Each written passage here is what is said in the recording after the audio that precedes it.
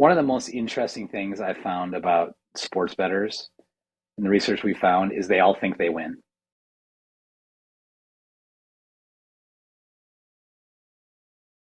What would you say your big takeaways are from studying fantasy sports?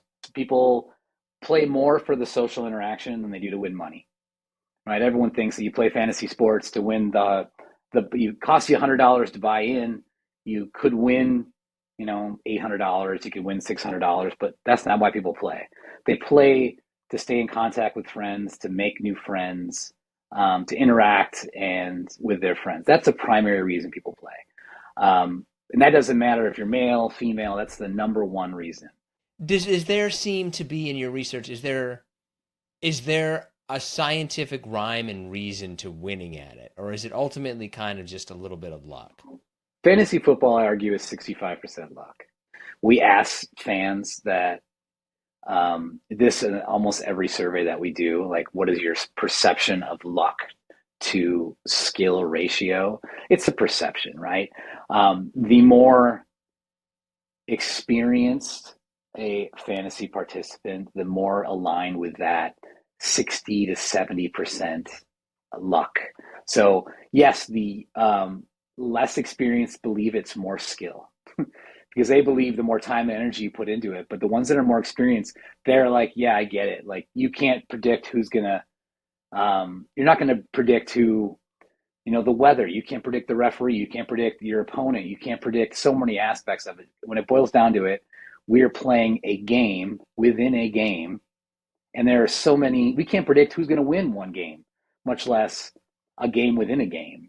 A daily fantasy sports game, like I say, a daily lineup game like basketball, hockey, baseball, where you make transactions every day because there's games on Monday, Tuesday, Wednesday, Thursday, the skill does increase because there's just more variables to interact. I would argue baseball is closer to 35% luck, 65% skill, and then um, hockey and basketball are 50-50. The only thing I would add is one of the most interesting things I've found about sports bettors and the research we found is they all think they win. Like they all have, and the phenomenon is called selective memory. It's a combination of selective memory and illusion of control. But the question we always ask is, at the end of the month, give us what your balance is from sports betting. Are you up $100? Are you down $100? And almost every single one is in the positive.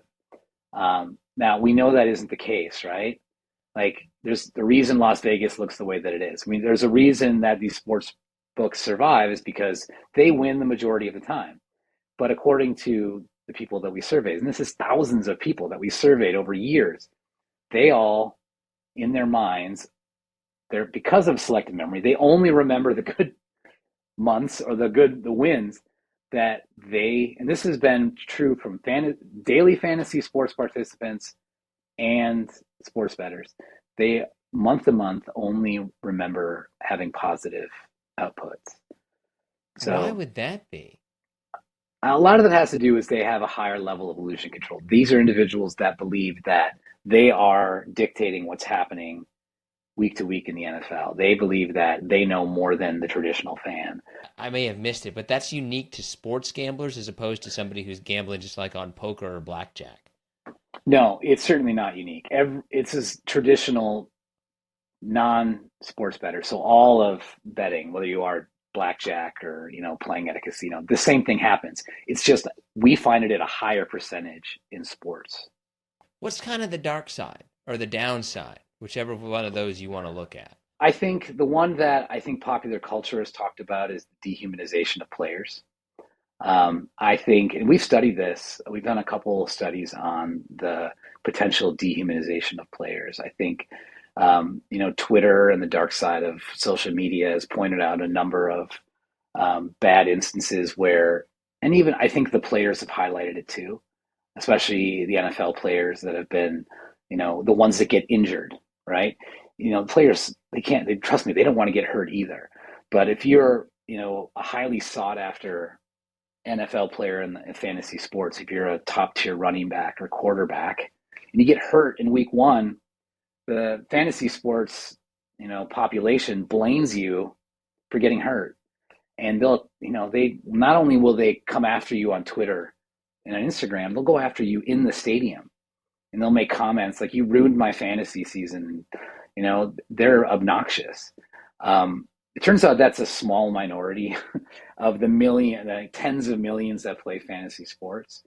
But that's one downside, is that intense connection to playing fantasy sports.